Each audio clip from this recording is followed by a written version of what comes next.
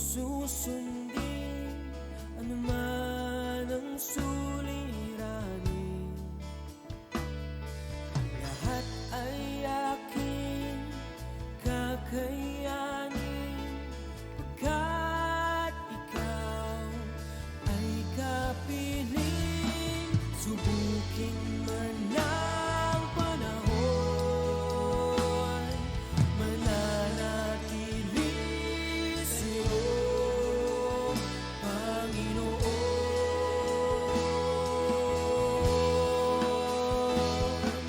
Walang alinlangang maglilingkod, walang pangambang sa'yo ay susunod. Hindi susuko at hindi hinto, patuloy lamang sa iyo. Walang alinlangang maglilingkod, walang pangambang sa'yo ay susunod. Hindi susuko at hindi hinto, patuloy lamang sa iyo. Hanggang dulo, mananatili anumang hamon, ikaw pa rin ang Panginoon. Tatapusin ang takbuhin sa kaharian mo'y ika'y makapiling.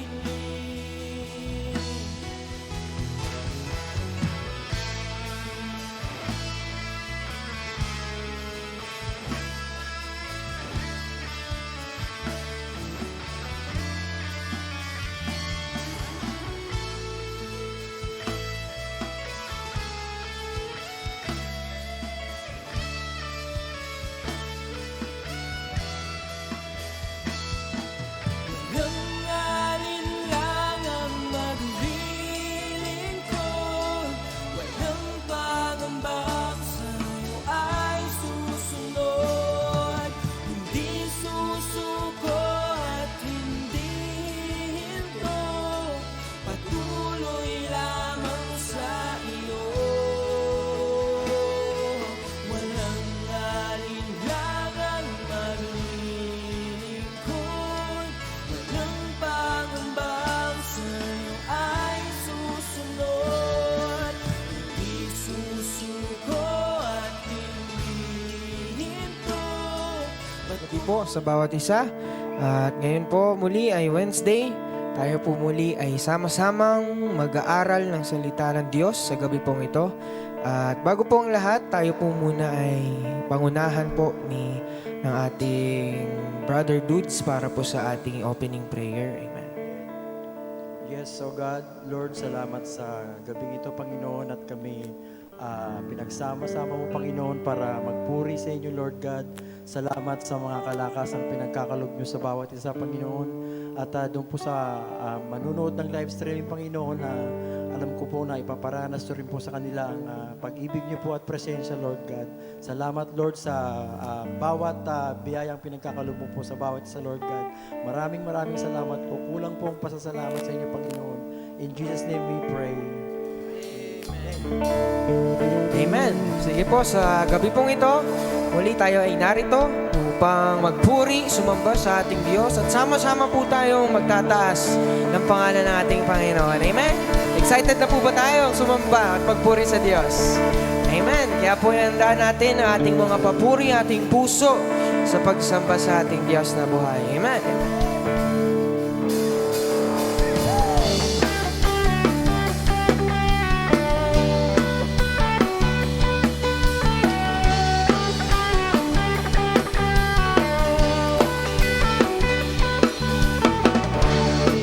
purihin ang Diyos. Pagpapala niya sa atin lubos-lubos. Makapangyarihan siya sa atin nagmamahal. Halina't siya ay basa ng mata. Halina't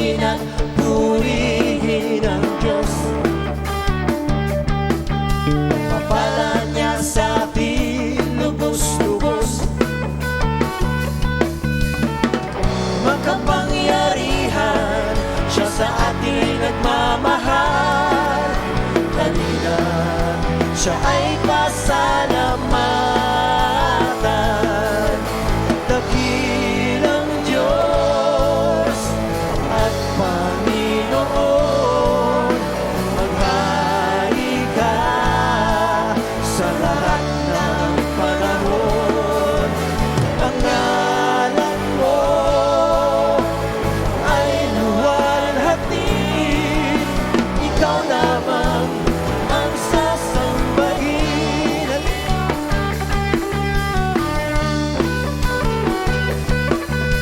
Halina't purihin ang Diyos, pagpapala niya sa atin lubos-lubos. Makapangyarihan siya sa atin nagmamahal. Halina't siya ay pasalamatan. Dakilang Diyos at Panginoon, maghari ka sa lahat ng panahon. Ang ngalan mo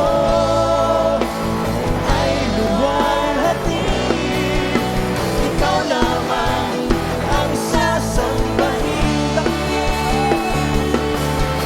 Dakilang Diyos at Panginoon, maghari ka sa lahat ng panahon. Ang ngalan mo ay luwalhatin, ikaw lamang ang sasambahin. Ikaw lamang ang sasambahin. Ikaw lamang ang sasambahin.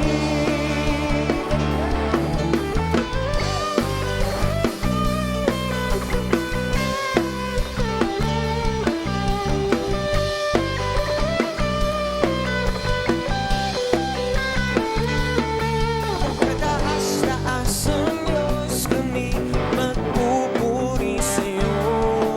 Kataas-taas ang Diyos, kami sumasamba sa'yo.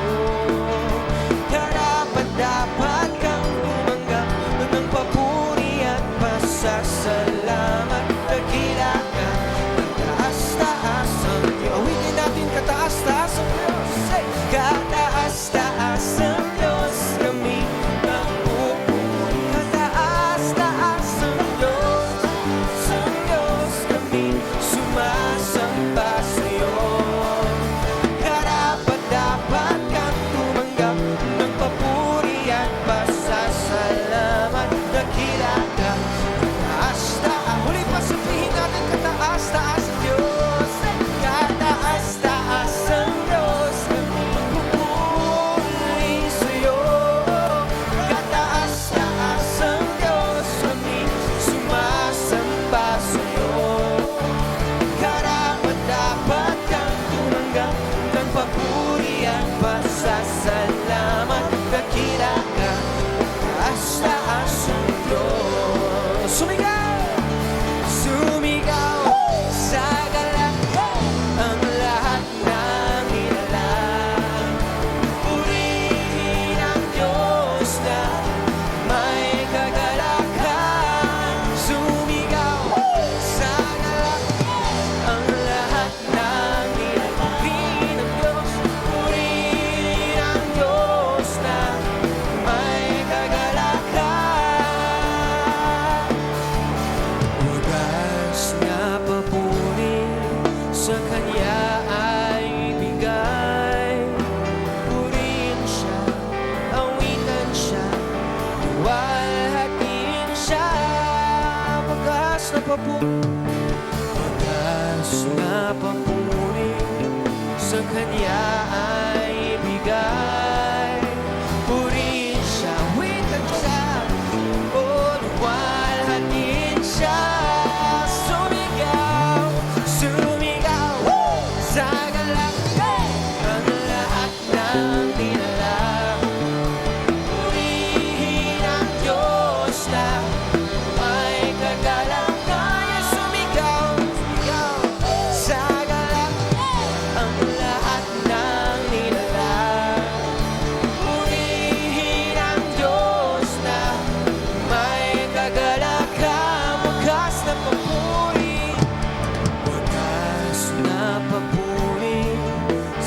Kanya ay ibigay.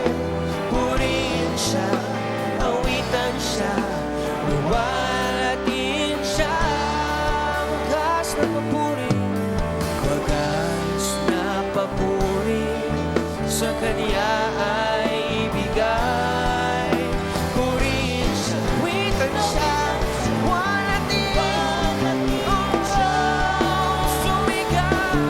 sumigaw sa galak ang lahat ng ilalang.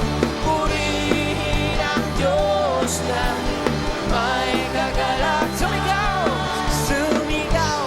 sa galak, sumigaw sa galak, sumigaw sa galak ang lahat ng ilalang. Purihin ang Diyos na may kagalakan. Sumigaw, oh, purihin ka, O Diyos. Sambahin ang ngalan mo. Sa'yo ang lahat ng aming papuri, lahat ng pagsamba. Salamat, salamat sa iyong presensya. Oh, thank you, Jesus. Yes, O God. Patuloy kaming magpupuri, O God. Patuloy po kaming aawit, O God.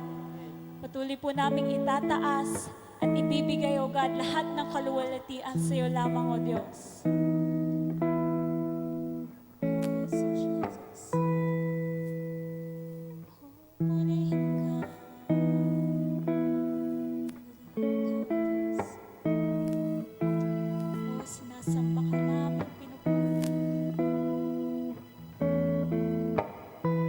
Oh Diyos, sa iyong lahat ng pagsamba, luwalhati, maging ang pinakamainam kong awit ay aawitin sa iyo.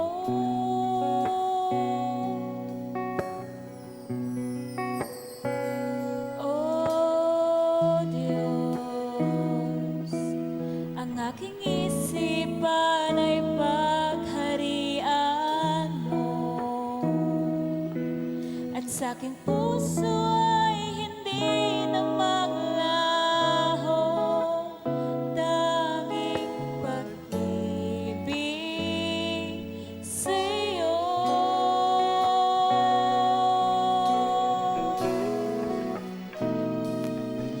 Ano pa ba ang maihahandog ko liban sa buhay kong nanggaling sa iyo? At kung ano man sa sandaling ito'y tangan, at mga bagay na tinuring kong yaman, ito'y hindi pa rin sapat sa akin na nararapat sa'yo. O Panginoon, sa'yo ang aking papuri. O Diyos, ang aking isipan ay pagharian mo, at sa aking puso ay hindi na maglaho tanging pag-ibig sa iyo. Ano pa ba?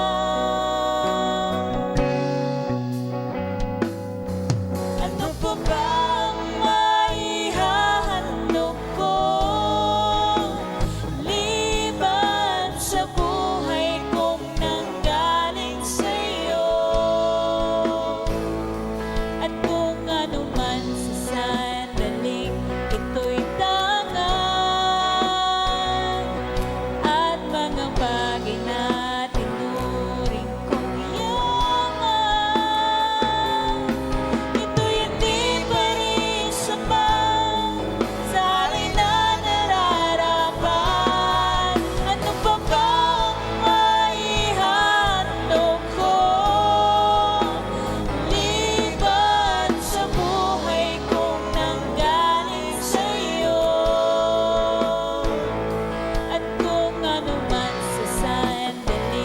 ito'y dangal at mga bagay na tinuring yaman. Ito'y hindi pa rin sapat sa aking nararapat. Ano pa ba ang maihandog ko? Libang sa buhay kong nanggaling sa'yo.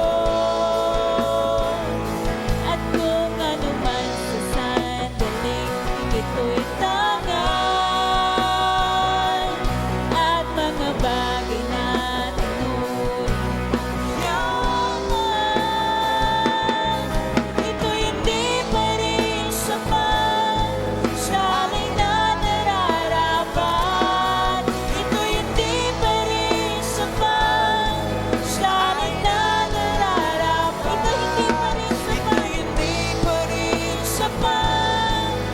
Hindi alay ang lahat sa'yo.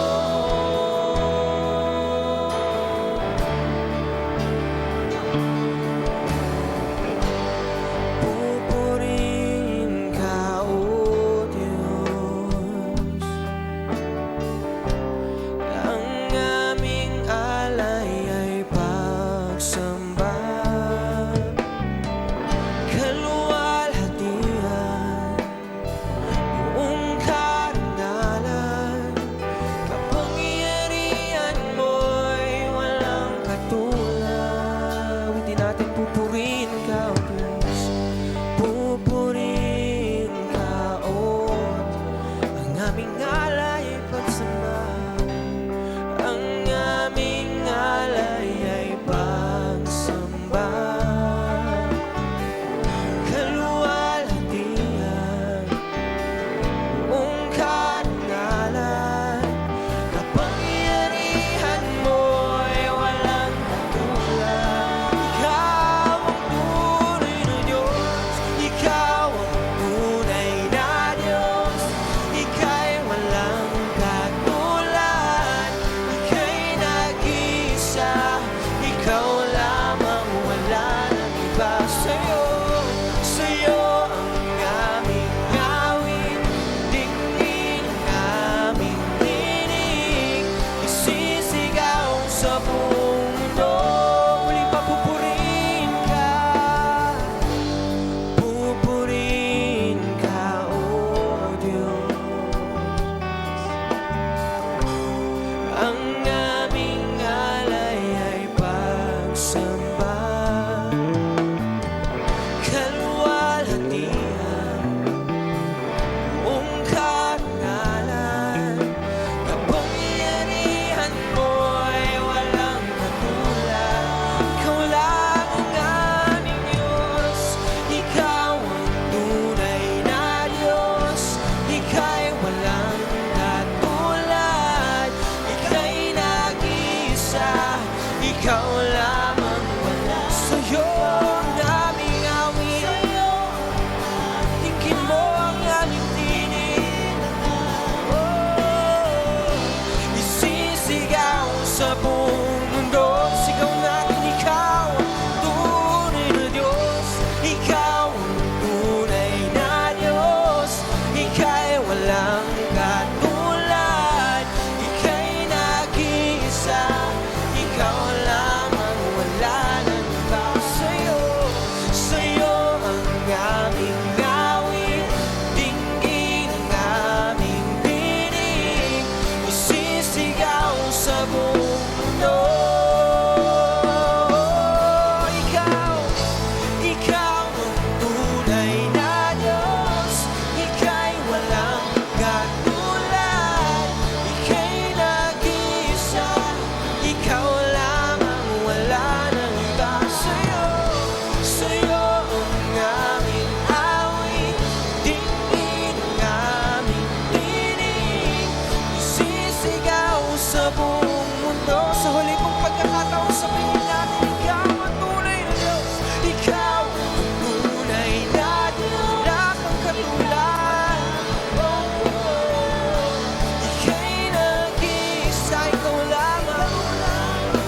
wala nang iba.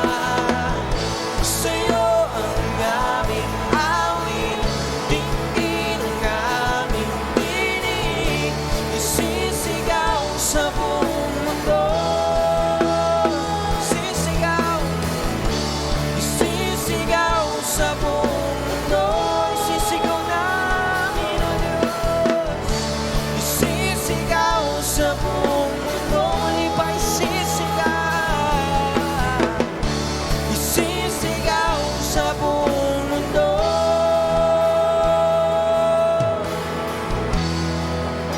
Kadakilaan mo.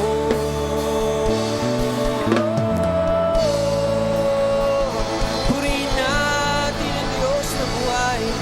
Lahat ng pagsamba at ating papuri ay nararapat lamang sa'yo, Panginoon. Ikaw lang aming sasambahin. Iaalay namin ang aming buhay sa'yo, Diyos. Purihin ka, sambahin ang ngalan mo. Salamat, salamat, Panginoon. Purihin ang ngalan mo, Panginoong Jesus. Oh, narito kami. Thank you, Jesus. Panginoon, maraming salamat sa gabi pong ito, Lord God. Muli, narito ang iyong mga anak. Naghahandog, Panginoon, ng aming mga papuri, aming pagsamba. Lord, maraming salamat sa iyong presensya, Lord God, na narito, na kumikilos sa aming kalagitnaan, maging sa aming mga tahanan ngayong gabi, Lord God. Lord, dinggin mo, Panginoon, ang awit ng aming mga puso. Na sinasabi namin, Panginoon, na Ikaw lang ang aming Diyos. Ikaw lang ang aming sinasamba. Ikaw lang ang aming pinupuri, pinagsisilbihan, Panginoon. Lord, lahat, Panginoon, ang meron kami, Lord God, ay para sa iyo lamang, Panginoon. Lord, sa gabi pong ito, Lord God, sa pakikinig namin, Panginoon, ng iyong salita. Lord, binubuksan namin aming mga puso, aming mga isipan, aming mga tenga, Panginoon. Lord, kausapin mo kami, Lord God. Kausapin mo ang bawat isang yung mga anak, o Diyos, na nakikinig ngayon, Lord God. Maraming salamat, Lord God. Patuloy mong ibuhos ang iyong presensya sa aming kalagitnaan sa gabi pong ito, Lord God. Your knowledge and wisdom, Panginoon, ay mapasa amin, Panginoon. We praise you, pinupuri ka namin, sinasamba ka namin sa pangalan ng aming Panginoong Hesus. Lahat po ay magsabi ng Amen.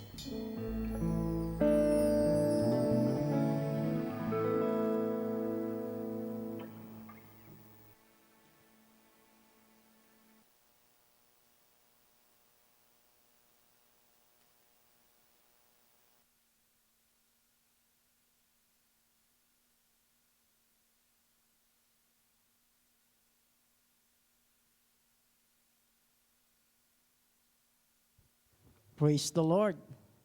Amen. So, isa pang mapagpalang gabi sa bawat isa. Muli po, tayo po ay mag-aaral na naman ng kanyang salita. Before po tayo magsimula, tayo po muna pumikit at manalangin. Ama namin Diyos na buhay, sa pangalan ng aming Panginoong Hesus, pagpalain mo, O God, ang iyong salita. O Banal na Espiritu, ikaw po ang siyang magpaunawa sa lahat ng salitang aming maririnig. Tunay nga, O Diyos, na ikaw ang magkumbik sa buhay ng bawat isa, especially, Panginoon, na nasa kanilang tahanan. Tunay nga, O Diyos, na ikaw po, Panginoon, na siyang kanilang maranasan. Lord, pinupuri ka namin at ina-acknowledge namin, Panginoon, ang Banal na Espiritu na siyang kumilos at malaya sa aming buhay. We praise you, O God. We honor you in the name of Jesus. Amen. Amen. So, ang pag-uusapan po natin ngayon ay about sa faithful servant of God. Amen. So ito po yung title, yung team natin sa itong buwan, Faithful Servant of God. Ha? Pag sinabi pong faithful servant of God, yan po ay isang salitang mahirap panindigan. Amen. Bakit po? Kasi ang pagiging faithful, mga magulang, mga kapatid, marami kang trials and testing na mararanasan talaga sa buhay mo. Amen. Maging si Jesus, ba? Bago siya naging faithful, di ba? Ang dami niya pong dinagdaan ng trials. Ang dami niyang pinagdaan ng pagsubok sa buhay. Ang dami niyang pinagdaan ng hirap, pasakit. Lahat po ng mga bagay, di ba? Na kung saan idadaw ng ating pagiging matapat sa ating Panginoon. Amen? Basahin po natin sa 1 Thessalonica 3:3. Ay 2 Thessalonica 3:3. The Lord is faithful, who will establish you and guard you from the evil one. Amen. Ang Diyos daw po natin ay faithful. Amen. Alam niyo po ba, bago ka pa maging faithful sa Diyos, bago pa tayo maging faithful sa Diyos, ang Diyos tapat na sa atin. Amen. Bagamat tayo minsan hindi nagiging tapat, ang Diyos tapat pa rin. Amen. Bagamat kung minsan tayo nakakabitiw, di ba? Dala ng kahirapan sa buhay, ng problema, ng pagsubok, ng testing sa ating buhay pananampalataya, minsan naiisipan mo ng bumitaw. Pero ang Diyos tapat pa rin. Amen. Ano mang gawin ng tao sa harapan ng Diyos na kamalian, ang Diyos tapat pa rin. Amen. Tapat pa rin ang Diyos na kung saan tayo pinapatawad. Amen. Maging tapat lang tayo sa ating Panginoon. Amen. Ang ating Panginoong Jesucristo, bagamat siya'y Diyos, nagkatawang tao, bumaba sa lupa upang ipakita sa tao na si Kristo ay tapat sa harapan ng Diyos. Amen. Ganon din po ang ating buhay. Alam niyo po ba, bago ka maging matapat, marami kang dapat pagdaanan sa buhay. Diba? Parang sa trabaho, di ba? Maganda yung ginagawa mo sa trabaho, okay na okay ka naman, tapat na tapat ka sa trabaho. Ginagawa mo ang best mo, halos di ka na nga magmerienda, pero ang daming nakapaligid sa'yo, nasisirain ka. Sisirain yung pagiging matapat mo. Ganyan po sa mundo. Amen? At ang diablo po, alam niya kung ano yung kahinaan mo. Amen? Ayaw kanyang maging matapat sa Diyos. Ayaw niya tayong maging matapat sa Diyos. Amen? Kaya nga po, itong faithful servant of God, ito po'y challenge sa bawat isa. Sa iyo na nanonood, sa akin, sa buhay ng bawat isa. Ang isang magiging matapat na tao ay sobrang hirap. Lalo na nandyan ang kaaway, di ba? Lahat ng ginagawa mong mabuti sa ating Panginoon, parang binubulong ang kanyang mali. Amen? Parang binabagsak ka niya. Pero ang Diyos, mga magulang, mga kapatid, gumawa ka lang. Ang Diyos matapat, nakikita niya ang lahat ng ating ginagawa, lahat ng ating pagpapagal, lahat ng ating paghihirap, basta't ginagawa mo ito ng may katapatan. Amen? Tuloy po tayo. How to remain faithful to God. Yan. Paano ba maging matapat sa harap ng Diyos? Kasi dito sa lupa, pwede kang maging plastic. Amen? Sa amo mo, pwede kang magsipsip, di ba? Pwede kang sumipsip sa amo mo para masabi niyang tapat tong lingkod ko na ito. Pero sa Diyos, hindi ka makakapagpadaya. Hindi ka makakadaya. Alam ng Diyos kung sino ang taong matapat. Alam ng Diyos kung sino ang Kanya. Alam ng Diyos kung yung ginagawa mo ay matapat pa. Alam ng Diyos kung yung ginagawa mo ay may kabuluhan ba para sa Kanya.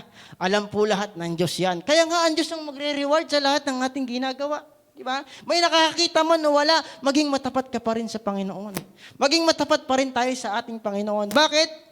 Dahil dito sa mundo, mga magulang, mga kapatid, marami talagang trials and testing. Diba? Pag sinabing katapatan, ang kalakip niyan, talagang ida-down ka. Diba? Para hindi ka maging matapat. Amen? Sabi po dito, how to remain faithful to God. Yan. Si Job, di ba? Kilala natin yan. Yung buhay ni Job, di ba? Naging matapat.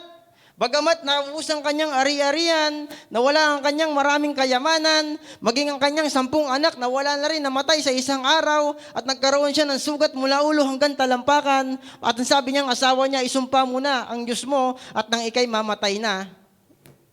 Diba? Pero anong ginawa ni Job? Naging matapat pa rin. Amen? Ganun po sa paglilingkod sa ating Panginoon. Ano mang maranasan mo, ano mang maranasan natin, pagsubok man, trial, testing sa buhay, problema, pasakit, financial problem, nandyan ang Diyos. Maging matapat ka lang. Kaya anong nangyari kay Job? Ibinalik ng makalawang doble ang nawala sa kanya kasi nakita ng Diyos na matapat siya. Amen? Ganon din sa buhay natin. Pag nakita ng Diyos na matapat ka sa iyong ginagawa, diba? Ang Diyos iaangat tayo sa tamang panahon. Amen? Mag-antay ka lang. Dahil ang Diyos, kapag ginawa mo sa Kanya ang mga bagay na tama, maniwala ka at sa hindi, ang langit ay bukas. Ang kamay ng Diyos ay hindi maiksi upang hindi ka abutin. Ang tenga ng Diyos ay hindi bingi upang hindi marinig ang iyong panalangin basta matapat ka. Ang mata ng Diyos ay hindi bulag para hindi makita ang ating ginagawa basta matapat ka. Basta matapat lahat ng ating ginagawa at ginagawa mo ito natin ito para sa Panginoon. Mga magulang, mga kapatid, ang Diyos ay buhay na magpapala sa lahat ng ating ginagawa. May nakakakita man o wala. Amen? Kaya nga po tayong mga magulang, mga kapatid, bilang isang tumanggap na kay Kristo, lahat dapat ng ating ginagawa ay dapat puro katapatan. Amen? Dapat puro katapatan ng ating ginagawa. Dahil sa mundo ngayong pasama na ng pasama, sino na ang magiging matapat? Sa mundo ngayon na pagulo na ng pagulo, sino ang magiging matapat? Ang mga anak ng Diyos. Ang mga lingkod ng Diyos na tunay na sumasampalataya, na tunay na nagtitiwala sa ating Panginoong Diyos. Amen? Kaya nga, sino pa ba? Si Joseph. Kilala natin yon, Joseph the Dreamer. Hindi ba? Hinulog sa balon, ibinenta ng kanyang mga kapatid, napunta kay Paraon. Di ba? Napunta sa kulungan. Anong nangyari? Naging matapat pa rin siya. Kaya nga, ang taong matapat, na si Kristo ay nasa puso, saan man siya mapunta? Di ba? Magiging matapat pa rin siya. Di ba? Sa kulungan, si Joseph, naging siyang parang, parang presidente sa loob, siyang gumagawa. Siya ang parang batas, ang nag-aayos. Kaya anong nangyari? Bilang katapatan ni Joseph, anong ginawa ng Diyos sa kanya? Ginawa siyang gobernador. Di ba? Dahil matapat siya sa Diyos. Amen? Sa buhay din natin. Amen. Tayo po mga magulang, mga kapatid, ay lumalakad pa. Saan? Sa ipinapagawa ng Diyos. Amen? At marami po tayong trials and testing na mararanasan. Sino ba po? Si Abraham. Hindi po ba? Ang sabi ng Diyos, ialay mo si Isaac. Kaysa isang anak ni Abraham. Di ba? Tinesting ng Diyos kung nasan ba ang puso ni Abraham. Nandito ba sa akin o nasa anak mo na? Kaysa isang anak ni Abraham, iaalay niya pa. Anong ginawa ni Abraham? Bagamat masakit sa kanyang puso, sa kanyang isipan, sinunod niya pa rin ang Diyos. Kasi nga, siya'y taong matapat. Anong nangyari? Hindi natuloy ang pag-aalay niya kay Isaac. Bakit? Nakita ng Diyos ang katapatan ni Abraham. Pag mo nasaksakin, nandyan ang tupa, yan ang ialay mo sa akin. Ganun min ang Diyos. Pag alam niyang matapat ka, tayo, ako, ikaw, sa lahat ng iyong ginagawa, mga magulang kapatid, ang Diyos ang magpuprovide sa lahat ng ating pangangailangan. Amen? Kaya nga po dito sa mundo, tayo po nasa mundo po naman. Ano po ba yung mga bagay na magpapalindol sa iyo? Di ba ang mundo lumilindol? Nararamdaman nating mga anak ng Diyos, nararamdaman ng mga tao sa buong mundo ang lindol. Ano ang lindol na makakapag-uga sa Kristiyano? Amen? Ano po yan? Ano ang lindol na umuuga sa Kristiyano? Basahin po muna natin sa 1 Thessalonica 3:3. The Lord is faithful who establish you and guard you from the evil one. Di ba? Ang Diyos ay tapat na in-establish ka na. Saan?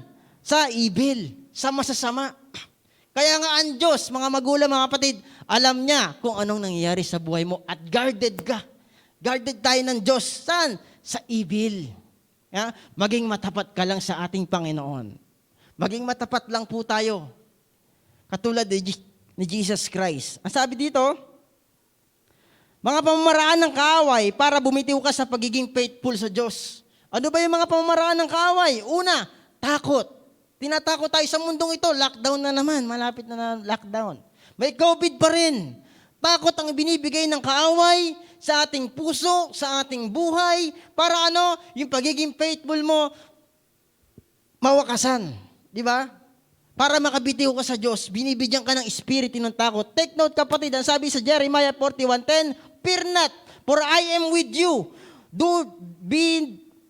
Be not dismayed, for I am your God.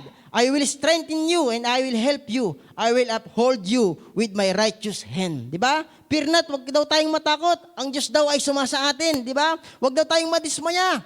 Dahil ang Diyos natin ay nandyan. Siya ang magpapalakas sa atin. Siya ang tutulong sa atin sa pamagitan ng kanyang tamang kamay. Amen? Kung ikaw po mga magulang, mga kapatid, ay natatakot ka, dahil may mga lockdown na naman, may bagong variant na naman daw ng COVID, nandyan ang Diyos. Maging matapat lang po tayo. Maging matapat ka lang sa lahat ng iyong ginagawa. Diba? Ang Diyos, hindi siya nadadala ng mga pasip-sip-sip-sip. Amen? Alam niya kung ginagawa mo ba talaga yan para sa Panginoon. Diba? Minsan may mga tao ginagawa na lang dahil obligasyon. Tama? Dapat po hindi gano'n ang ating kaisipan. Ang Diyos po, mga magulang, mga kapatid, hindi niya tayo binigyan ng espiritu ng takot. Di ba? Fear not, for I am with you. Di ba? Huwag kang matakot. Huwag tayong matakot. Kaya sabihin mo sa sarili mo, hindi ko kailangang matakot. Nandyan ang Diyos na buhay. Di ba? Na ako'y sasamahan, na hindi ako magugulumihanan. Di ba? Siya ang magpapalakas sa atin. Ano pa po? Problema. Di ba? Ang tao po, maraming problema. Di ba? Kahit sino pong tao may problema. May trial and testing sa buhay. Pero ang sabi sa Psalm 46 verse 1, di ba? God is our refuge and strength, di ba? In ever-present help in trouble. Therefore, we will not fear. Through the earth give way, and the mountains fall into the heart of the sea. The Lord Almighty is with us. The God of Jacob is our fortress. Di ba? The Lord Almighty is with us. Di ba? Kaya huwag kang matakot. Ang Diyos na makapangyarihan ay sumasa atin. Anong kailangan gawin? Maging matapat ka lang sa Panginoon. Amen? Maging matapat lang po tayo sa ating Diyos. Dahil hindi ka makakapasok o hindi ako makakapasok sa kaharian ng Diyos pag hindi ka tapat. Amen? Ang sikreto po, para ma-experience natin ng Diyos, maranasan natin ng Diyos, maging matapat ka sa Diyos. Amen? Ano ba po? Financial problem. Di ba? Yan, marami yan. Ito lang naman yung mga talagang dahilan para hindi ka maging matapat sa Diyos. Ito lang naman yung mga dahilan para kung saan sumuko ka. Di ba? Minsan kapos. Kapos tayo sa money. Di ba? Kapos, maraming tao kapos sa pera. Di ba? Pinanghihinaan ng loob. Anong pambili ko ng ganto? Anong pambili ko ng ganyan? Kailangan ko ng ganto. Judith na naman na mag-asawa, si Bill at si Bill. Sino ba isa? At saka si Judith. Yan. Si Judith at saka si Bill, mag-asawa yan eh. Laging dumadating yan tuwing katapusan. Hindi sumasablay yan. Minsan kapos tayo sa financial problem. Pero ang Diyos nandyan, kapatid. Anong sabi niya? Sa Isaiah 53, ay sa Matthew 6:34, therefore, do not worry about tomorrow, for tomorrow will worry about itself. Di ba? Huwag mo nang alalahanin yung bukas. Maging matapat ka lang sa Diyos. Hayaan mo na ang bukas mag-alala sa bukas. Dahil ang Diyos natin ay tapat, na kung saan pag sinabi niyang hindi ka niya iiwan, hindi ka niya iiwan. Pag sinabi niyang hindi ka niya pababayaan, hindi ka niya pababayaan. Di ba? Masdan mo ang ibon sa parang, ni hindi nag-aasik, nag-iipon sa kamalig, pero pinapakain ng Diyos. Higit kayong mas mahalaga diyan, sabi sa Bible, di ba? Ang kailangan mo lang nating gawin, maging matapat. Kaya sabihin mo uli sa sarili mo, kailangan kong maging matapat. Lalo po sa panahon ngayon, mga magulang, mga kapatid. Di ba? Kung paano ang mundo inuuga. Di ba? Pag nauga ang tao, alam mo ba, lumindol? Diba? Pinag-uusapan, lakas ng lindol ah. Ganon din ang pagiging pananampalataya natin. Ganon din ang katapatan mo sa Diyos. Inuuga din yan, kapatid. Ng mga problema. Ano ba po? Health problem. Diba? Minsan, marami kang nararamdaman. Pray ka ng pray kay Lord, hindi ka naman gumagaling. Minsan, may sakit ka. Minsan, nahihirapan ka na. Pray ka ng pray kay Lord, hindi naman, akala mo hindi tinutugon. Bakit? Kasi baka hindi ka matapat. Amen? Ang sabi po sa Isaiah 53 verse 5, ang sabi diyan, ngunit dahil sa ating mga kasalanan, kaya siya nasugatan. Siya ay binugbog dahil sa ating kasamaan.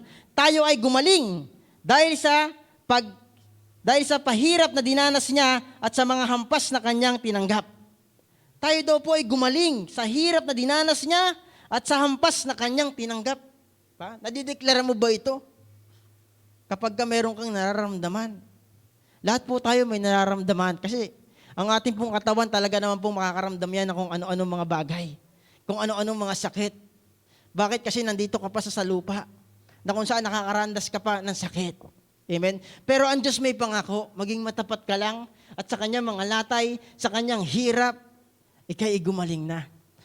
Ika nga, faith, di ba? Yung una, faithful servant. Yung faith mo, dapat full sa Diyos.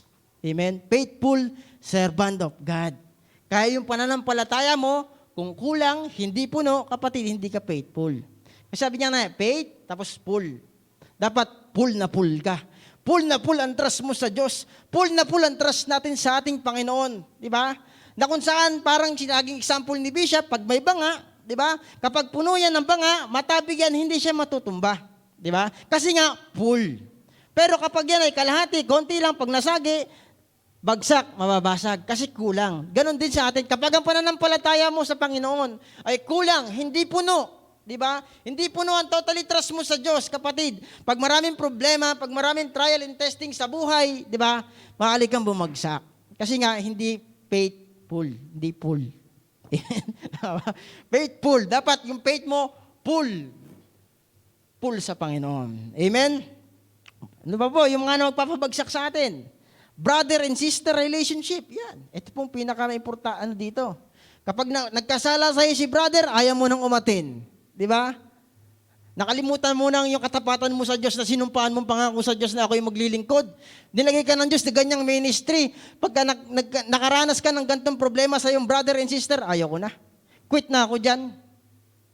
Di ba? Ang tunay na faithful sa Panginoon, di ba? Ano mang mangyari, di ba? Kay brother mo, kay sister mo, hindi ka susuko. Hindi naman siya pinaglilingkuran mo eh. Amen? Hindi naman siya pinaglilingkuran natin eh, di ba? Kundi ang Diyos, di ba? Kung minsan ginagamit lang ng Diyos ang mga tao sa ating paligid para talagang lumabas kung talagang faithful ka ba. Amen? Kaya nga kapag ka may umaalis, di ba? Hindi faithful yon. Fakeful yun. Fakeful yun. Fakeful. Ha? Brother and sister, di ba? Ganyan eh. Challenge sa atin yan eh. Si sister, si brother, kapag nagkasala sa'yo, ayaw mo na. Di ba? Ayaw mo na siyang makita. Ay, kasi si ganyan eh. Ba't di mo nararanasan ang presensya ng Panginoon? Kasi nakikita ko sa ganito. Amen? Yan po yung mga lindol na pwedeng makapagpaalis sa atin sa pagiging faithful sa ating Panginoon. Amen? How to remain faithful to God. Yan. Paano nga ba manatiling tapat sa Diyos? Una, focus to the Word of God or focus to God. Mag-focus ka. Mag-focus tayo sa ating Panginoong Diyos. Mag-focus tayo sa tumawag sa atin. Di ba? Mag-focus ka kung saan ka tinawag ng Diyos. Di ba? Ako nga sinasabi, pastor daw. So kung saan diyan ako tinawag, okay Lord, magpo-focus ako dito, Panginoon. Di ba? Kaya number 1, kapag faithful ka sa Panginoon, servant of God, dapat nakapokus ka sa Diyos. Hindi ka nakapokus sa tao. Hindi ka nakapokus kay brother. Hindi ka nakapokus kay sister. Hindi ka nakapokus sa mundo. Nakapokus ka sa Diyos. Nakapokus tayo sa Diyos. Kaya sabi mo sa sarili mo, kailangan kang mag-focus. Bakit minsan hindi mo na nararanasan ng Diyos, ang presensya ng Diyos? Kasi na-out of focus ka na. Amen? Para yung atleta, napanood nyo, yung, ano bang tawag, yung ginaganon yung stick? Yung stick para gumanon siya. Hindi siya nakaganon. Hindi niya nagawa yung bagay na yun. Bakit? Na-out of focus siya. Di ba? Maging sa basketball, maging sa anumang larangan ng sport, pag nawala ang focus mo sa iyong ginagawa, pwede kang matatalo. Totoo po. Di ba? Dito po sa ating buhay, di ba, bilang Kristiyano, bilang isang matapat na Diyos, ay lingkod ng Diyos, kailangan mo mag-focus. Amen? Ano mang mangyari sa paligid mo, umulan man, bumagyo, still ang faith mo sa Panginoon pa rin. Amen? Ang tunay na Kristiyano, ano bang lindol, COVID, o ano bang problema, pagsubok na mangyari, o makita mo, danasin mo, dapat focus ka pa rin sa ating Panginoon, kay Jesus, the author and the finisher of our faith. Amen? Ang sabi po dito, number 1, focus to the Word of God or focus to God. John 4:34, Jesus said unto them, my meat is to do the will of Him that sent me and to finish His work. Amen? Sabi ni Jesus to, ang pagkain niya daw ay gawin ang inutos ng Ama. Meron siyang work to finish His work. Ganon din sa ating buhay. Meron tayong dapat ma-finish na trabaho na inilaan sa atin ng Diyos. Kaya nga sa ating paglilingkod sa Panginoon, para ka maging matapat sa Diyos, kailangan mong ma-finish. Di ba? Yung work na ipinapagawa sa atin ng ating Panginoong Diyos. Katulad kay Jesus Christ, di ba? Sabi niya, my meat is to do the will of Him that sent me, na nagpadala sa akin. Saan? Sa lupa. And to finish His work. Para tapusin yung trabahong ipinagagawa ng Diyos Ama kay Jesus Christ. At nagawa po ni Kristo yun. Ikaw at ako, kapatid. Nasa work pa tayo. Diba? Nasa trabaho ka pa. Diba? Na kung saan gumagampan ka pa sa gawain ng Diyos. Diba? Hindi ka pa finish. Amen? Magiging finish lang ang lahat kapag kapiling mo na ang Diyos. Kaya nga, habang ikay gumagawa sa upasan ng Diyos, sa trabahong ipinagawa sa inyo, anumang ministry ang ating ginagampanan, dapat maging faithful tayo dyan. Amen? Kung sa music ka tinawag, diyan ka tinawag. Pero hindi habang buhay, music ka. Amen? Hindi habang buhay, nasa music ka. Hindi habang buhay, nandiyan ka sa tagaupo ka. Amen? Dahil ang work, di ba? Totoo po yan. Sa isang trabaho, parang ako, dati, ang trabaho ko, labor.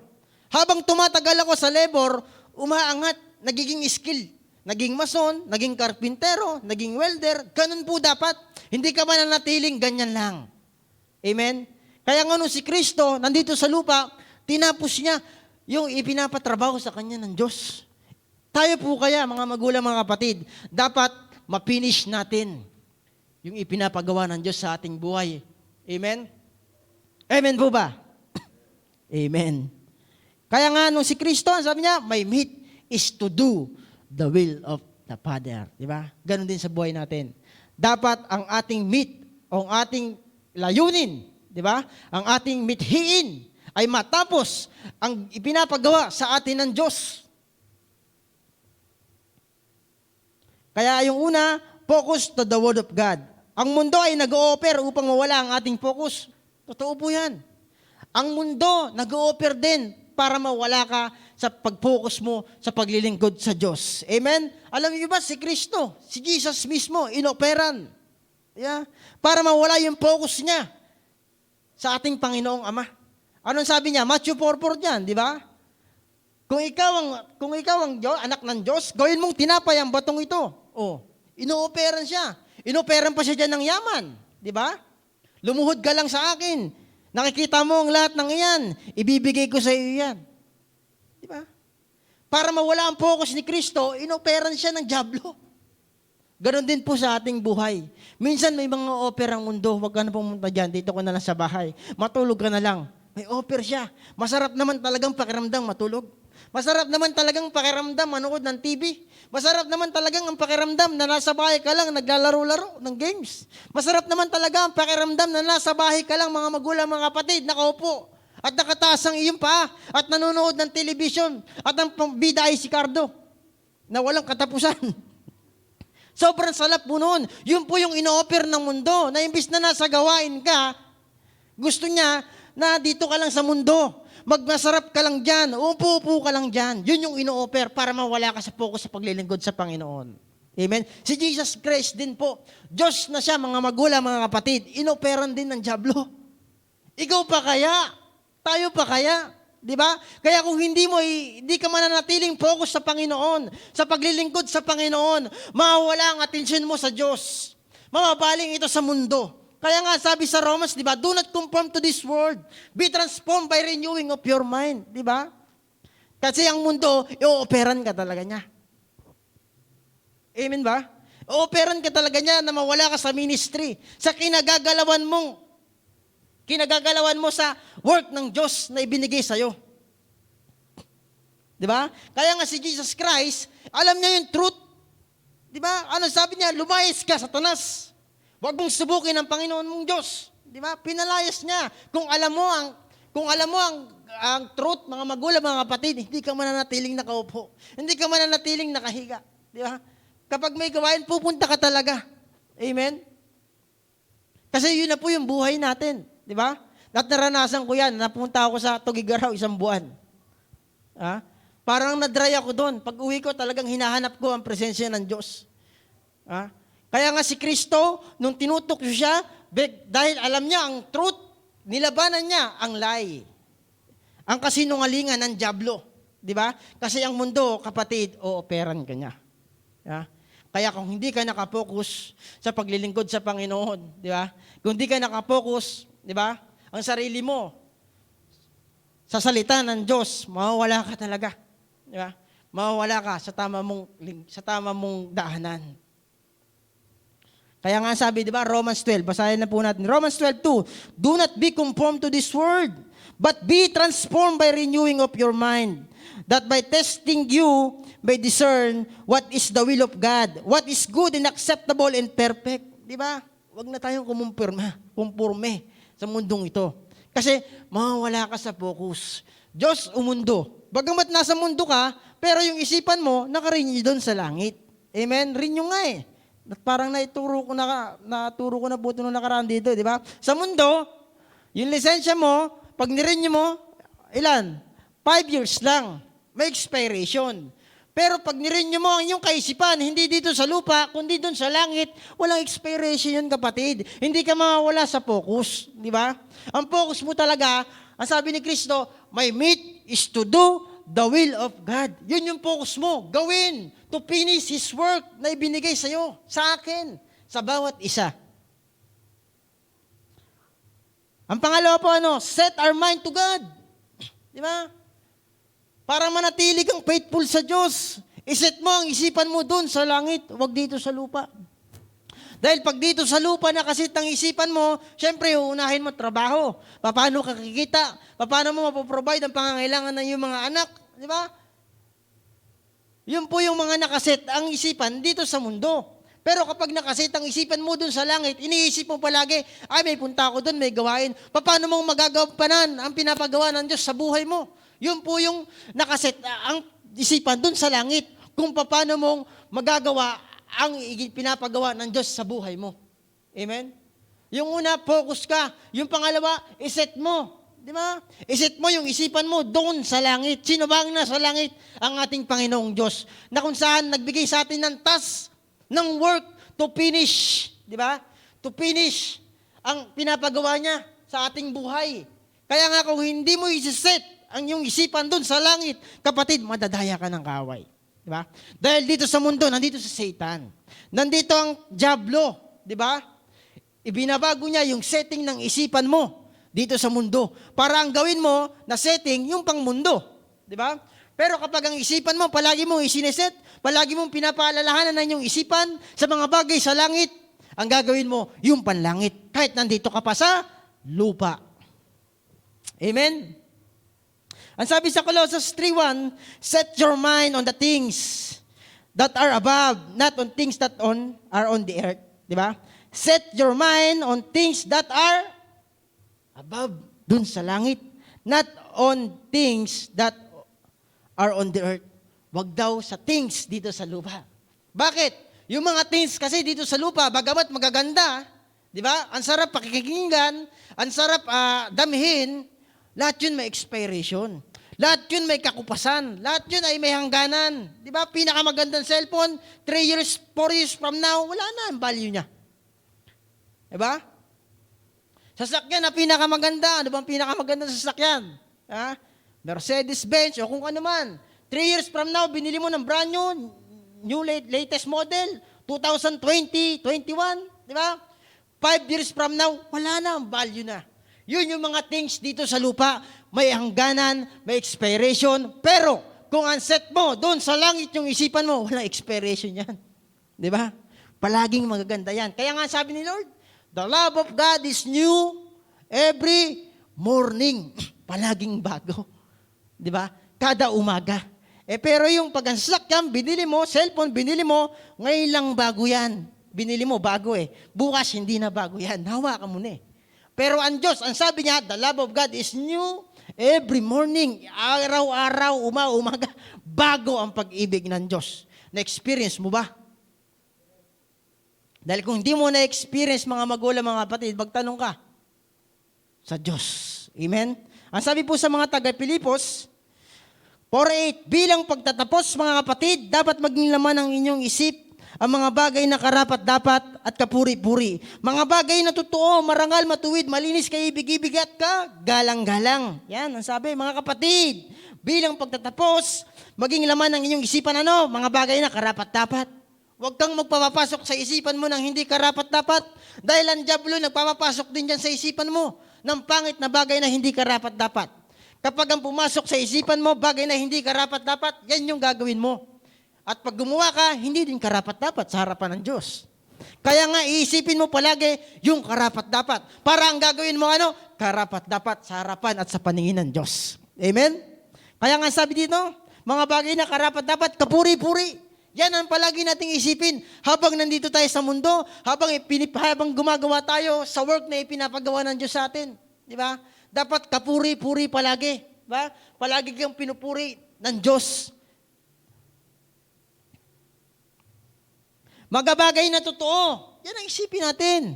Yung totoo lang, kapatid. Di ba? Huwag kang mag-isip ng lie. Kasi ang diablo, magpapasok siya sa isipan mo ng hindi totoo. Di ba? Tinatakot ka niya. Tinatakot niya tayo para yung pagiging faithful mo sa Diyos, mawala. Mawala ka sa focus. Di ba? Ginugulo niya yung ating isipan. Amen? Para ang paglakad mo sa Panginoon, mawala, ligalig ka. Di ba? Kaya nga, para manatili kang kalmado, manatili kang nakapokus sa Diyos, yung isipan mo, bantayan natin. Yung isipan natin, bantayan natin. Iset natin doon sa langit. Iset natin sa mga bagay sa langit, huwag sa lupa. Kasi pag sa lupa, ang hahanga-din mo, puro panlupa. Panlupa na na-expire, na nabubulok, na bumababa ang value. Pero pag ang isipan mo, wala nasa langit, walang ka-expirean po doon. Ano ba? Mga bagay na marangal, matuwid, malinis, kaibig-ibig at kagalang-galang. Yan po dapat ang laman ng isipan ng Kristiyano. Bagamat minsan hindi maiwasang mag-isip tayo ng pangit, di ba? Pero praise the Lord, kapatid. Nandiyan ang Espiritu ng Diyos na pinapaalalahanan tayo sa lahat ng mga bagay. Na sinasabi niya, huwag mong isipin yan. Nandiyan ang Diyos. Amen? Sino po na-experience ng ganun? Ako po na-experience yun. Kapag minsan, sumasagi na sa isipan ko mga bagay na pangit, may magsasabi, bubulong sa aking isipan, huwag mong isipin ang mga bagay na yan kasi hindi karapat-dapat yan. Hindi ka puri-puri yan. Amen? At ang pangatlo po, always full of presence of God. Dapat puno ka lagi ng presensya ng Diyos. Puno palagi tayo ng presensya ng Diyos. Dahil kapag tayo kulang, katulad yan ng example kanina, lagi na example ni Bishop, kapag ang banga, hindi siya puno, nasagi ng konti, babagsak, aalog. Di ba? Mababasag. Kasi hindi siya full ng presensya ng Diyos. Amen? Kaya dapat sa ating buhay, dapat palagi kang puno ng presensya ng Diyos. Di ba? Dahil kung hindi ka puno, kapatid, papasukan ng ibang presensya yan. Dalawa lang namang klaseng presensya. Presensya ng Diyos at presensya ng diablo. Diba? Alin presensya ang gusto mong papasukin palagi sa puso't isipan mo? Presensya ba ng Diyos o presensya ng diablo? Amen? Dalawang klase lang ang pwede mong papasukin dyan. At piliin po natin palagi, mapuno tayo ng presensya ng Diyos. Amen? Every Monday, di ba, may worship po, Thanksgiving. Dapat po, yun po yung hinahangad natin. Dahil kung full tayo ng presence of God, di ba, ang puro ginagawa ng full of presence of God na tao ay puro pagpupuri sa ating Panginoon. Example po natin dyan, ang cellphone, di ba? Pag ang cellphone, kulang na sa charge, malalobat na, anong ginagawa mo? Gina-charge mo. Siyempre, para maging full uli. Para maging satisfied ka uli. Amen? Ganon din sa buhay natin. Ang tao po nalulubat. Ang pananampalataya po natin nalulubat. Di ba? Kaya nga kung hindi mo dadali ng puso mo, ang isipan mo, ang katawan mo, ang kaluluwa mo sa presensya ng Diyos, hindi ka mapupul. Di ba? Hindi ka mapupul. Magkakaroon ng emptiness dyan sa buhay mo. Kapag palagi na lang mundo ang pinahahalagahan natin. Amen? Kaya nga sinabi ni David, di ba? Yung parang di na siya full ng presence ni Lord, parang sa pagkakasala siya, ang sabi niya, bless the Lord. Awit 103 verse 1, bless the Lord, O my soul, and all that is within me, bless His holy name. Di ba? Inutusan niya yung kanyang sarili. Di ba? Yung soul niya, ano ba yung soul natin? Nandiyan po yung senses natin, di ba? Yung paningin, pandama, panlasa, pandinig, pangamoy, yan po yung senses natin. Kumbaga yung soul natin, parang hirap na, di ba? Parang gusto na lang ng soul mo, manood ng TV, matayan, seeing yan. Ba, yung soul natin, parang gusto mo na lang mapakinggan yung kapuri-puri para sa'yo, tenga yan, hearing yan, soul yan. Di ba? Parang gusto mo palaging maamoy, magaganda na lang maamoy mo, soul yan, kapatid. Di ba? Parang feel mo, laging gusto mong mapil, magaganda, malamig, ayaw mo na ng mainit. Di ba? Soul yan, kapatid. Di ba? Kaya nga sinabi ni David, bless the Lord, O my soul, that is within me. Bless His holy name. Inutusan niya na yung kaluluwa niya. Di ba? Para magpuri sa Panginoon. Ayaw ni. Nahihirapan na. Ganoon din sa buhay natin. Minsan nilalamon tayo ng sitwasyon ng buhay. Sitwasyon ng pagkakataon. Di ba? Minsan pag nasa bahay ka, temptation, lalo na sa cellphone. Totoo po. Tama po yan. Totoo po yan. Di ba? At ikaw na nakakaalam niyan kung ano na ang ginagawa mo sa bahay. Amen? Minsan nilalamon tayo ng ganyang sitwasyon. Yung soul natin parang gusto mo na lang makita ang magagandang bagay. Yung feel mo, gusto mo na lang mapil yung mas may comfort ka. Kaya nga si David, ang sabi niya, bless the Lord, O my soul. And always lead in me. Bless His holy name. Amen? Yan po yung pangatlo. Always full of presence of God. Dapat palagi tayong puno ng presensya ng Diyos. Ang pangapat, always call to God. Palagi kang tumawag sa Diyos. Di ba? Para maging faithful servant tayo ng Diyos. Faithful servant of God tayo. Di ba? Palagi kang tumawag sa Diyos. Ano ibig sabihin tumawag sa Diyos? Palagi kang manalangin. Amen? Minsan nakakalimutan. Di ba? Nating manalangin. Pero ang sabi sa Bible, Thessalonica 5:17, di ba? 1 Thessalonica 5:17, pray without ceasing. Di ba? Manalangin kang walang humpay. Di ba? San ka man napunta, nasa CR ka man, nasa trabaho ka man, palagi nating tawagin ng Diyos. Palagi natin i-acknowledge ang presensya ng Diyos. Na kung hindi dahil sa Kanya, mapariwara na ang ating buhay. Na kung hindi dahil sa Panginoon, ang punta natin impyerno. Na kung hindi dahil sa Panginoon, sureball ka, swak na swak ka, dun sa lalaglalagablab na apoy. Amen? Kaya nga palagi nating tawagin ang Diyos sa ating buhay. Para hindi tayo madaya ng kaaway. Di ba? Para hindi ka malihis, para hindi tayo malihis sa ipinapagawa ng Diyos, dapat updated ka palagi. O, di ba? Updated ka palagi sa Panginoon, sa nais ipagawa ng Diyos. Cellphone niya, ina-update mo eh. Di ba? Dapat ikaw din, ina-update mo palagi ang Diyos. Lord, ano bang dapat kong gawin? Sa maghapon. Di ba? Lord, sa iyo ko po itinitiwala ang buhay ko, Panginoon. Di ba? Dapat ganun. Always call to God. Amen. Always call to God. Jeremiah 33 verse 3. Anong sabi po dyan? Call to me, and I will answer you, and tell you great and unsearchable things you do not know. Oh, di ba? Call to me, tumawag daw tayo sa Kanya, at siya'y sasagot. Di ba? Answer you and tell you, sasabihin daw sa atin, unsearchable things, yung mga bagay na hindi po natin nakikita, di ba? Na nasi-search sa YouTube, sa Google. Di ba? Ang Diyos daw ang magpapakita sa atin yan, di ba? Call to me and I will answer you and tell you great and unsearchable things you do not know na hindi mo pa alam. Pero yun. Dito sa mundo, mag-search ka lang sa Google. Makikita mo na eh. Pero ang Diyos, di ba? Meron pa tayong mga bagay na hindi alam. Ama? Na ang Diyos lang ang magpapaalam sa atin. Anong sikreto? Call to God. Diba? Call to God. Dahil yung mga kaalaman lang natin ay panlupa lang. Ang sabi sa Bible, His ways is higher than our ways. His thought is higher than our thought. Diba? Ang kanyang pamamaraan ay higit sa ating pamamaraan. Ang kanyang diskarte higit sa ating diskarte. Kaya nga sabi dito, diba? Unsearchable things you do not know. Yung hindi pa natin alam. Ang kailangan, para malaman natin, ano? always call to God. Palagi kang tumawag sa Diyos. Di ba? How to remain faithful to God? Always call to God. Amen. Palagi po tayong tumawag sa Diyos. Sa literal na buhay, minsan, pag tumawag ka, pwede ka pang di masagot. Totoo po yun. Tawag ako kay Van. Nako. Kunyari, ang karakter ko is mangungutang. Boy, mangungutang ako. Boy, mangungutang. Alam na alam ni Van yung karakter ko. Tawag ako kay Van. Alam ni Van yung karakter ko, nagre-ring. Hindi sinasagot ni Van. Bakit? Mangungutang ako eh. Pwede kang hindi masagot.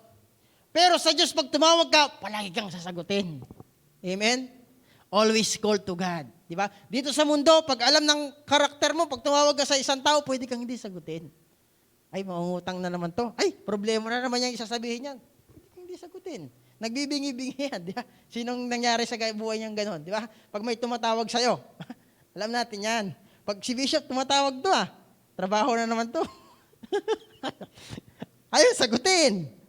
May ganon. Totoo po. Yun po yung realidad. Pero ang Diyos, pag tumawag ka, kapatid, di ba? Sasagutin ka ng Diyos. Sasagutin tayo ng Diyos. Di ba? Kaya nga, great and unsearchable things you do not know.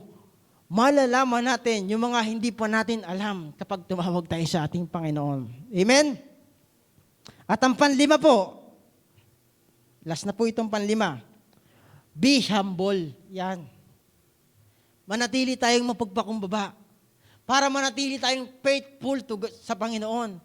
Faithful servant of God. Para tayo manatiling ganyan, kailangan natin maging humble. Hindi hambog. Maraming tao, hindi humble. Hambog.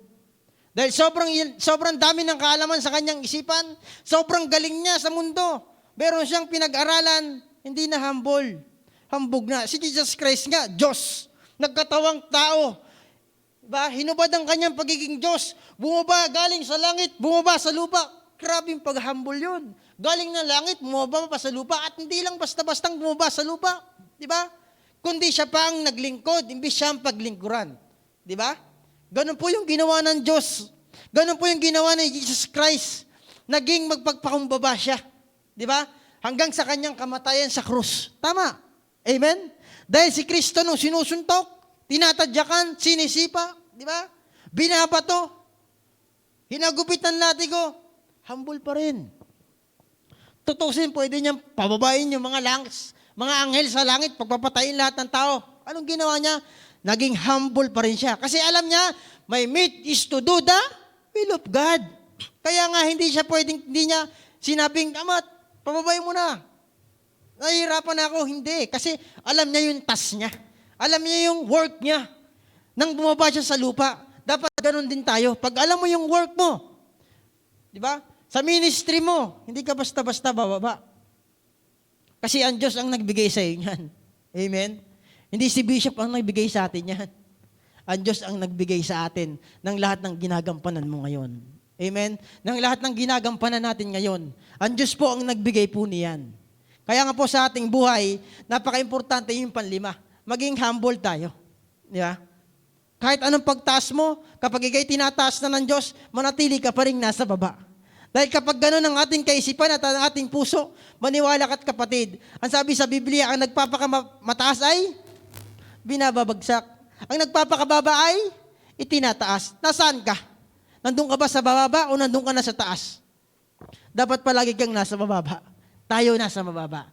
Dahil kapag tayo po ay nasa mababa, ang Diyos ang mag-aangat natin.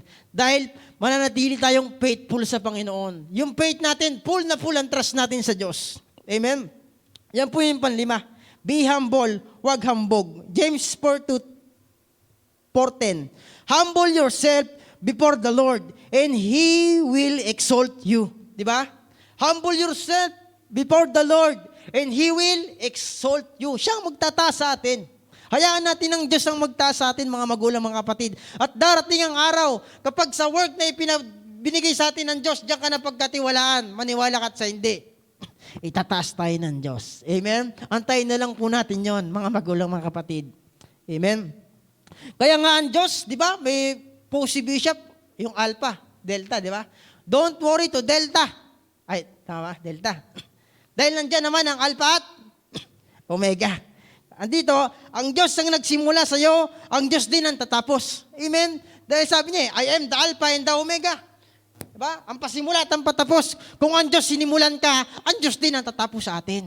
Amen? Kung anong work ang ipinagawa niya sa atin, ang Diyos din ang magtatapos niyan.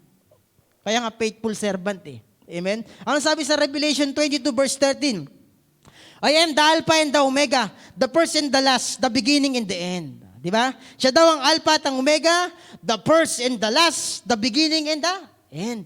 Di ba? Kung ang Diyos nagsimula sa buhay mo, di ba? Dati, ang pangit ng buhay mo, sinimulan ka ng Diyos, pinaganda ng pinaganda, ang Diyos ang tatapos niyan. Amen?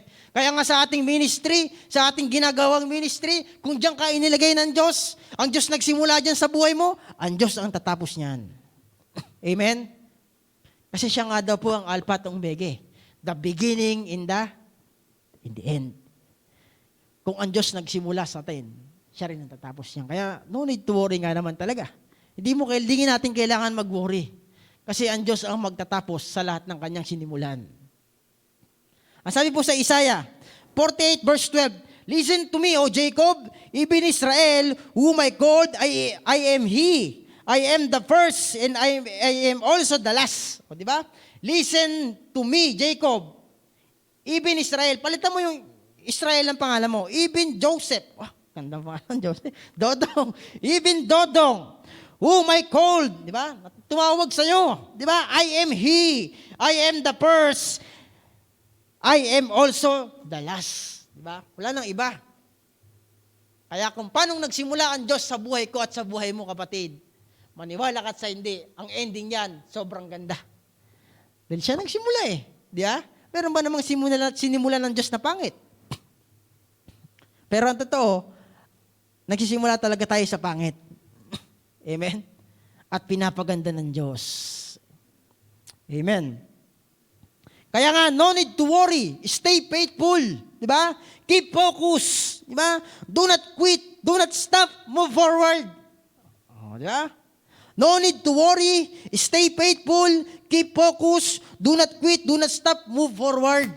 Hanggang sabihin sa atin ng Diyos, Matthew 25 verse 21, His master replied, well done, good and faithful servant. You have been faithful with a few things. I will put you in a charge of many things. Enter into the joy of your master. Di ba? Hanggang dyan ang sabihin sa atin ng Diyos. Ba? Para manatili kang tapat, para masabihan tayo ng Diyos ng gantong salita. Pagdating natin sa langit, makapiling natin ng Diyos. Ano sabi niya? His master replied, well done, good and faithful servant. You have been faithful with a few things. Napagkatiwalaan ka sa maliit na mga bagay. Kaya sabi diyan, I will put you into a charge of many things. Di ba? So pagkakatiwalaan tayo ng Diyos ng mas marami pa. Kapag po tayo nakapagtiwalaan sa maliit na bagay. Enter into the joy of your master. Yeah? Ang sarap pong pakinggan ito. Tinuro po ni Bishop ito. Ito po yung nung linggo eh. Nasasabihin sa atin ng Diyos, well done. Di ba? Well done. Matapos mo. Maya ka pa. Pag ang boss mo nga, sa pinagtatrabuhan mo, napuri ka. Sobrang sarap sa pakiramdam eh. Ang ganda naman yan, natapos mo ah. How much more ang Diyos? Amen? Kaya nga po yung mga bagay na kung saan, para manatili kang faithful sa Diyos, tayo, ako at ikaw, ano yung una? Focus to the Word of God or focus to God. Ang pangalawa, set your mind to God. Ang pangatlo, always full of presence of God. Ang pangapat, always call to God. Ang panlima, be humble. Amen? Kaya nga yung pinaka-conclusion natin, ito po yung Matthew 25 verse 21. Ulitin ko lang po uli. His master replied, well done, good and faithful servant. You have been faithful with a few things. I will put you in charge of many things. Yeah? Pagkakatiwalaan tayo. Sarap ng bagay po na yun. Hindi lang dito. Hindi lang tayo. Naisip ko nga yung sarili ko, dati nagda-drums ako. Ibig sabihin pala, umangat ako. Next level, pinagkatiwalaan eh. Yeah? Ito po yun, yung sinasabi. Yung parable of the talents, di ba? At hindi ka mananatiling ganyan. Sinabi ng Diyos. Pagkakatiwalaan ka pa sa few things, di ba? Ha? I will put you in charge of many things dito sa lupa. Kaya nga, sabi, siya ang Alpha at ang Omega. Kung paano ang Diyos nagsimula sa buhay natin, siya rin po ang magtatapos. Amen?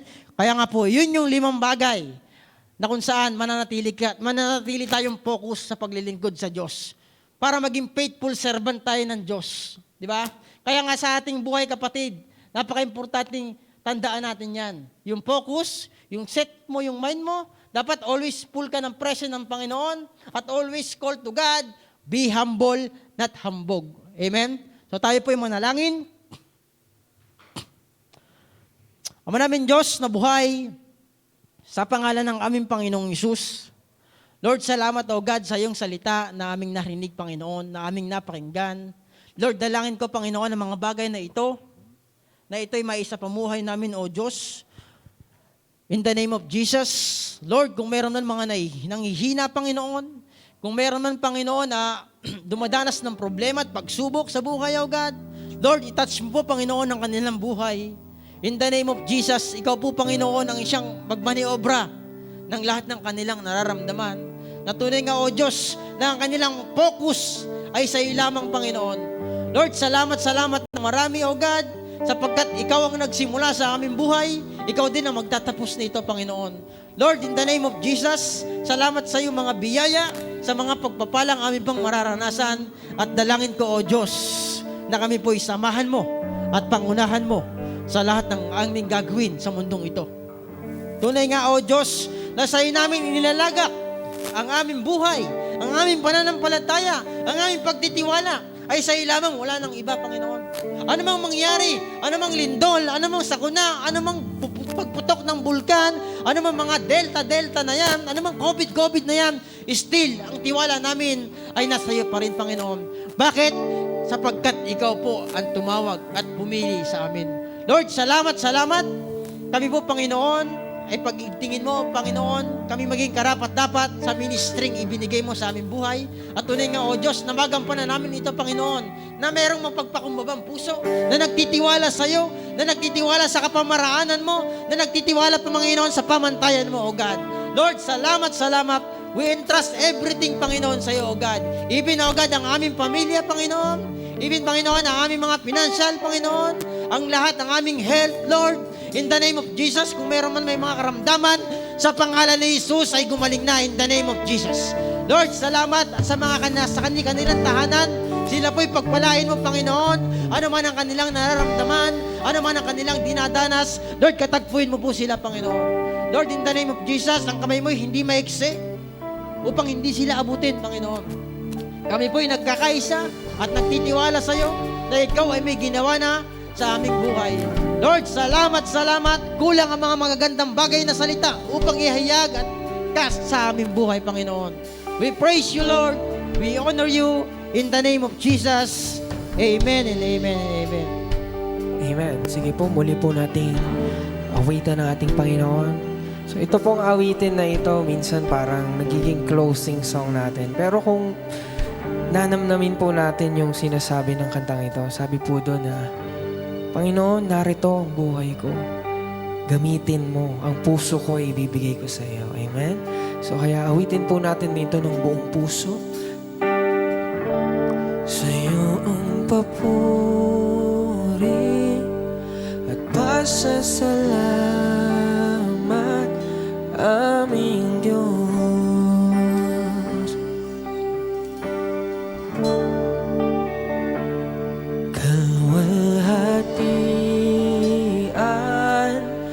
At karangalan alay sa'yo. Muli pawitin natin, sa'yo ang papuri. Sa'yo ang papuri at pasasalamat aming Diyos.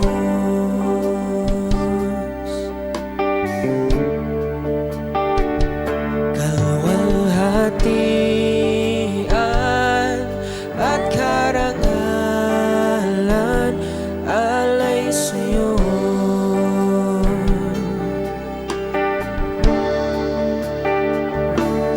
narito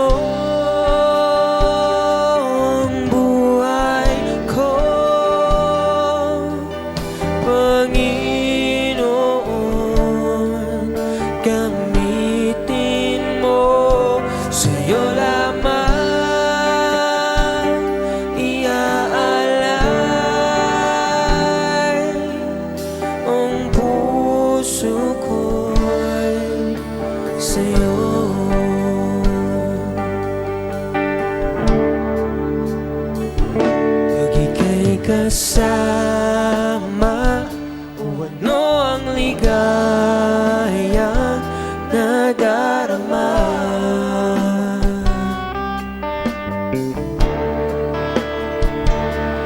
May pag-asa akong nakikita pagkapiling ka. Narito, narito ang buhay ko, Panginoon. Gamitin mo, sa'yo lamang iaalay ang puso ko. Narito, narito ang buhay ko, Panginoon, Panginoon. Gamitin mo, sa'yo lamang iaalay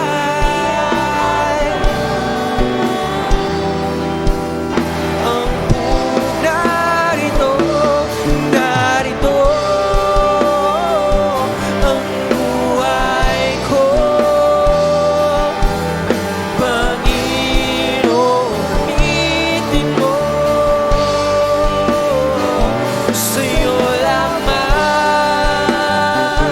iaalay ang puso ko'y sa'yo, puso ko'y sa'yo, Diyos. Ang puso ko'y sa'yo, ang puso ko'y sa'yo.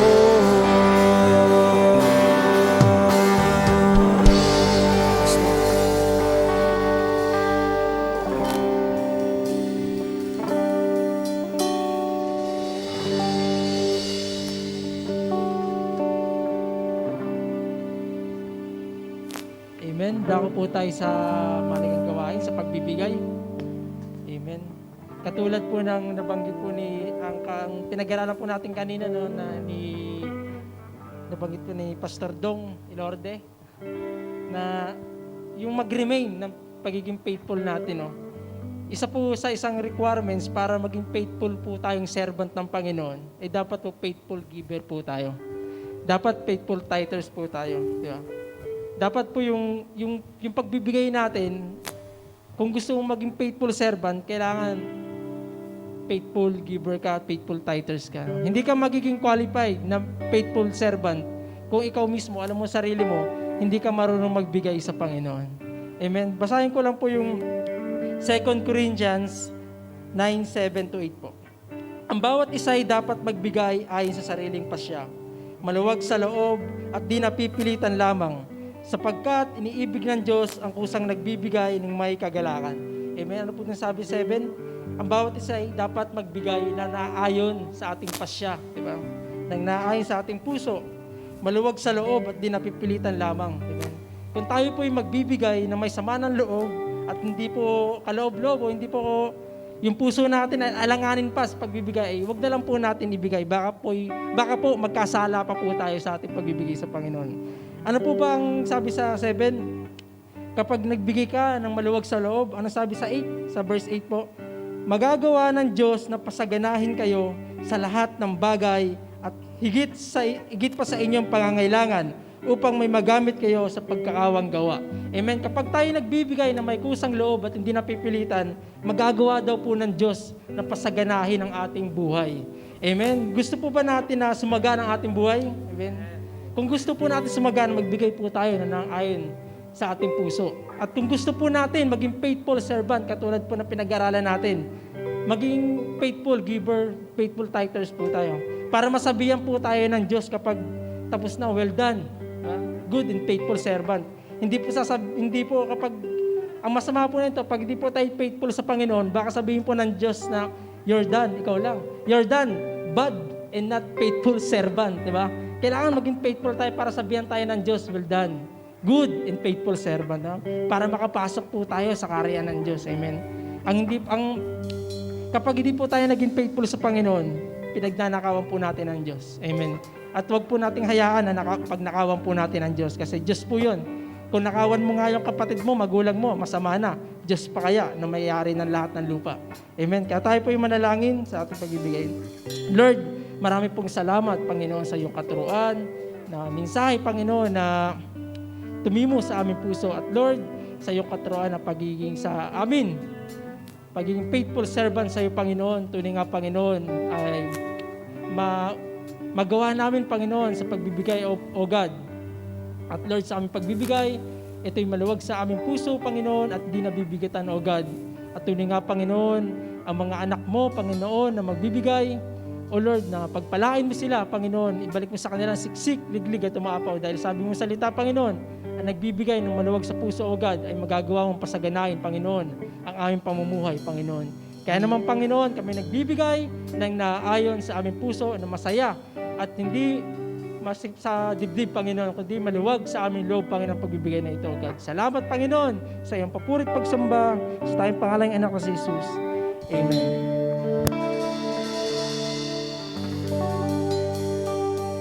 Amen. Sige po. Tayo po ay papangunahan ni Sister Doris para po sa ating huling panalangin.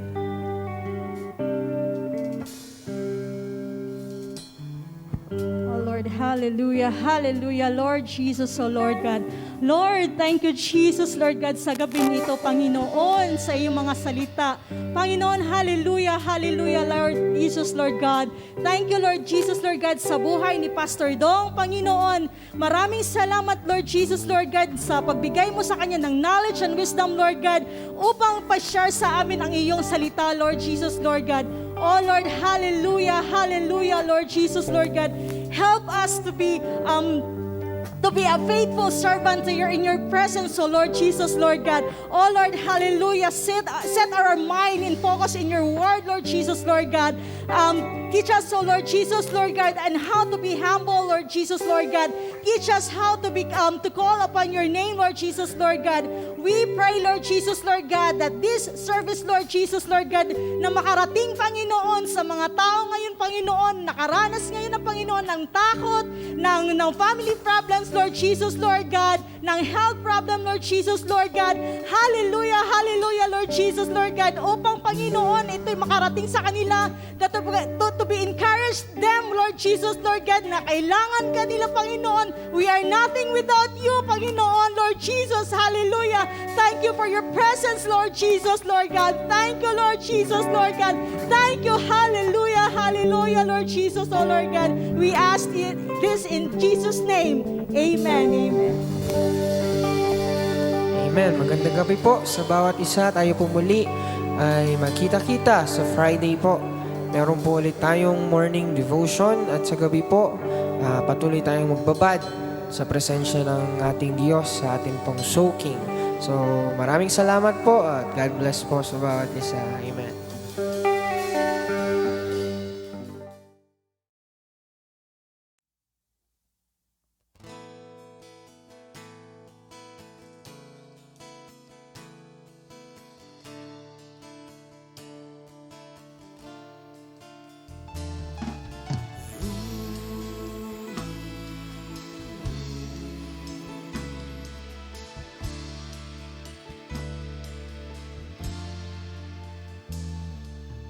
Ikaw ay aking paglilingkuran kahit saan dalhin.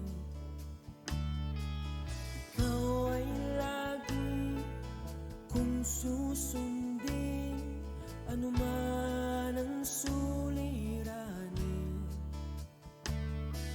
Lahat ay aking kakayanin, pagkat ikaw ay kapiling.